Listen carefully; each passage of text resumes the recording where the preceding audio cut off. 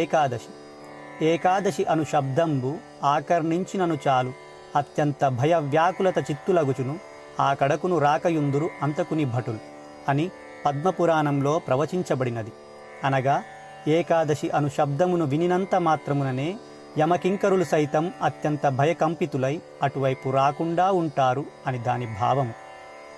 అంతటి మహామహిమాన్వితమైన విష్ణుప్రీతిపాత్రమైన ఏకాదశులలో 3 కోట్ల ఏకాదశులతో సమమైన పవిత్రతను సంతరించుకొని సూర్యుడు ఉత్తరాయణానికి మారే ముందు వచ్చే ధనుర్మాస శుద్ధ ఏకాదశే ఈ వైకుంఠ ఏకాదశి. పరమ పవిత్రమైన ఇట్టి పర్వదినమున శ్రీ మహావిష్ణువు గరుడ వాహనారూఢుడై 3 కోటి దేవతా సమేతుడై భూలోకానికి దిగివచ్చి భక్తులకి దర్శనమిస్తాడు. సర్వమానవ సౌభాగ్యదాయకమైన ఈ వైకుంఠ ఏకాదశిని పురస్కరించుకొని కలియుగ ప్రత్యక్ష దైవమైన శ్రీ వెంకటేశ్వర స్వామి దర్శన భాగ్యం కల్పిస్తోంది మీ SVTDC సంగాయిపేట. శ్రీ హనుమాన్ లక్ష్మణ సహిత శ్రీ సీతారామాలయము, శ్రీ రాజరాజేశ్వర స్వామి ఆలయము, దుర్గా భవానీమాత ఆలయము వంటి దివ్య క్షేత్రములతో అష్టదిశా పరివేష్టితమై దివ్య తేజో విరాజితమై భాసిల్లుతున్న సంగాయిపేట గ్రామ వెంకటాద్రి క్షేత్రము దర్శించుకుందాం.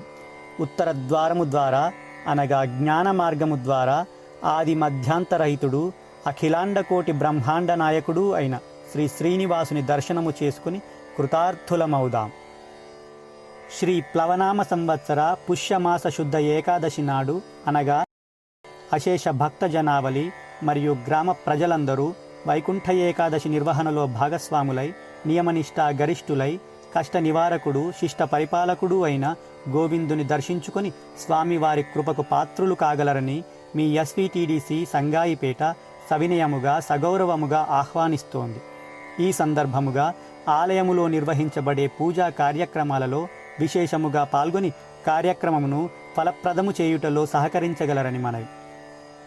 అంతేగాకుండా ఉత్తర ద్వారము నుండి కొండపైకి సిమెంటు రోడ్డు నిర్మాణము, ఆధ్యాత్మిక వికాసముతో పాటు మానసికోల్లాసము కలిగించే హరితహారము, అంజనాద్రి పరిసరాలలో పార్కు ఏర్పాటు మొదలైన అభివృద్ధి పనులతో శ్రీ శ్రీనివాసుని దివ్యధామమైన మన వెంకటగిరి దినదిన ప్రవర్ధమానమై అభివృద్ధి చెందుతున్నదని ప్రకటించుటకు సంతోషిస్తున్నాము.